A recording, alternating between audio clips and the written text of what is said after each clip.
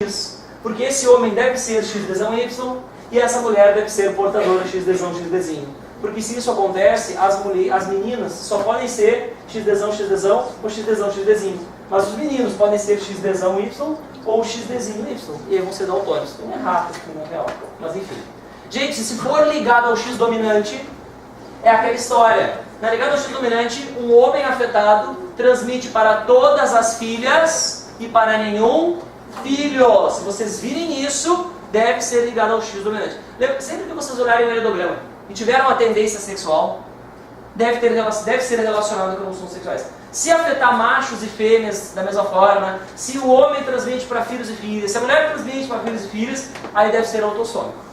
Gente, evolução, última etapa do nosso pré-prova. Lembrando das diferenças entre Lamarck e Darwin, os dois achavam que o que modificava as espécies era o ambiente, mas eles discordavam com relação à maneira com a qual o ambiente modifica as espécies. Segundo Darwin, o ambiente seleciona os mais adaptados. Entendeu? Darwin falaria que a cor da neve seleciona os ursos que já eram claros. Lamarck diz que o ambiente causa o surgimento através da lei do uso e desuso dos órgãos. Tu usa mais um órgão, ele aumenta. Por que tu está usando o órgão? Por causa do ambiente. Então o ambiente causa o surgimento, induz o surgimento, leva o indivíduo a adquirir a adaptação. E a segunda lei do Lamarck, transmissão dos caracteres adquiridos, diz que a característica que tu adquiriu é passada para a próxima geração. Gente, lembrando que a teoria sintética da evolução fala que evolução biológica é a mudança nas frequências aléricas de uma população ao longo do tempo, e os fatores evolutivos são aqueles que mudam as frequências aléricas. Mutação, que é raro ou comum? Raro ou comum? Rara. Aleatória ou induzida pelo ambiente? Aleatória, entendeu? Não tem uma causa, não tem digamos assim, um objetivo a mutação. Ela acontece por acaso, não tem um objetivo. Logo, muito importante, quando a gente toma antibiótico, entendeu? Por que o antibiótico está relacionado com a resistência das bactérias? Porque o antibiótico induz o surgimento de bactérias resistentes? Não, porque o antibiótico seleciona bactérias que já eram resistentes, mas que antes de terem contato com o antibiótico não tinham nenhuma vantagem competitiva em relação às coleguinhas. Entendeu? Portanto, o antibiótico não cria mutações, não induz o surgimento. O antibiótico ele apenas seleciona bactérias que já eram resistentes, mas que não se sobressaíam porque não tinha antibiótico para se sobressair no ambiente. Lembrando, gente, na seleção natural, aquele caso das mariposas, certo? Mariposa Cezinho é clara e elas se dão melhor nas árvores com líquens. Mariposa Cesão Traço, elas são escuras e elas se dão melhor nas árvores sem líquens. A industrialização na Europa fez com que os locais se poluíssem. Quando os locais são poluídos, os líquens caem das árvores. Os líquens, ao caírem das árvores, entendeu? Vão deixar as árvores escuras mais favoráveis para as mariposas escuras.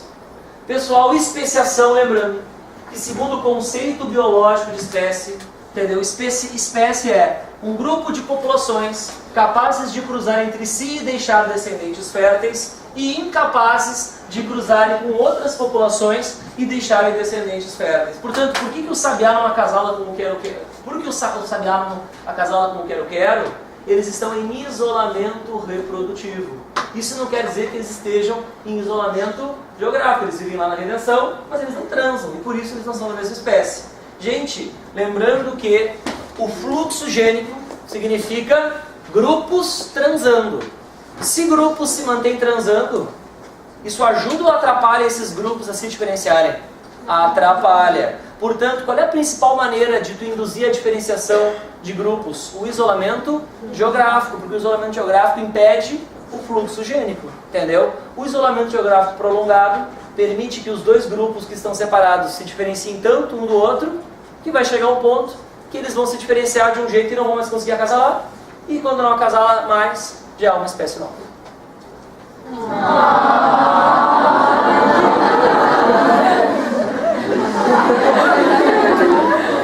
Então,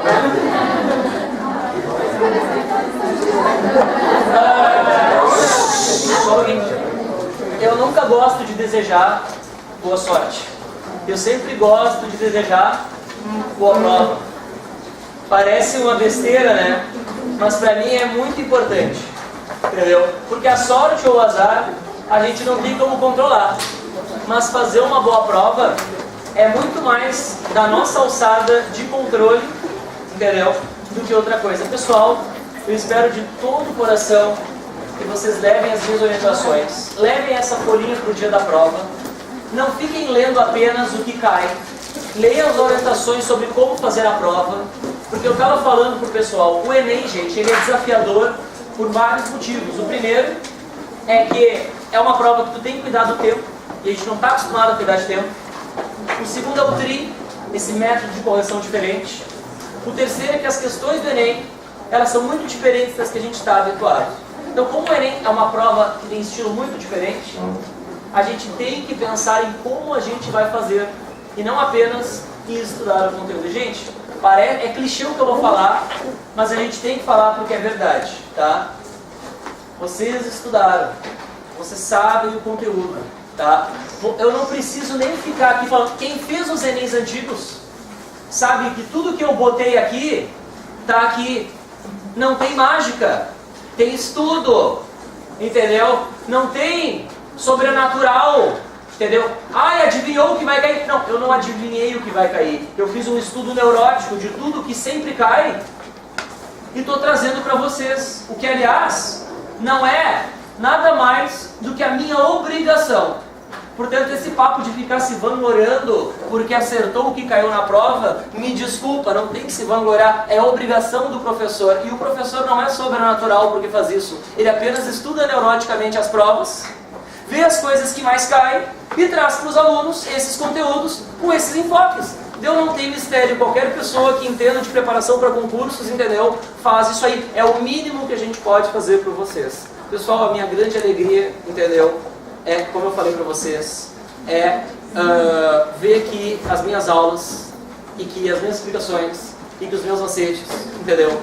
Ajudam vocês a se livrar do cursinho e alcançar o sonho de vocês, que é a faculdade. Eu espero que todos vocês se livrem do cursinho desse ano.